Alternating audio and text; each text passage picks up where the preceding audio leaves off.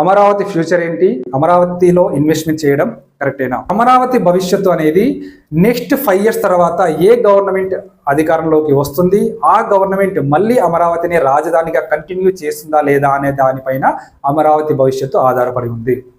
మొట్టమొదటిసారిగా అమరావతిని రాజధానిగా ప్రకటించినప్పుడు అప్పుడు ఉన్న సీఎం చొరవ వల్ల చాలా ఇండస్ట్రియలిస్ట్, చాలా ఇన్వెస్ట్మెంట్స్ అక్కడికి రావడం జరిగింది. ఆ 5 years తర్వాత వచ్చిన గవర్నమెంట్ అమరావతి రాజధానిగా రద్దు చేయడం జరిగింది. రద్దు చేసిన తర్వాత అక్కడ ఇన్వెస్ట్మెంట్ చేసిన ఇండస్ట్రియలిస్ట్ అందరూ కూడా చాలా నష్టపోయి అక్కడి నుంచి బలవంతంగా బయటికి రావాల్సి వచ్చింది.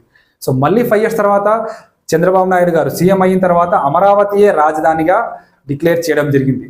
సో మళ్ళీ ఇప్పుడు కొన్ని వేల కోట్ల పెట్టుబడులు పెట్టే ఇండస్ట్రియలిస్ట్ ఇక్కడ పెట్టుబడి పెట్టడానికి సాహసిస్తారా అని అంటే దానికి ఆన్సర్ నెక్స్ట్ 5 years తర్వాత ఏ గవర్నమెంట్ రాబోతుంది అన్న దానిపైనే ఆధారపడి ఉంది.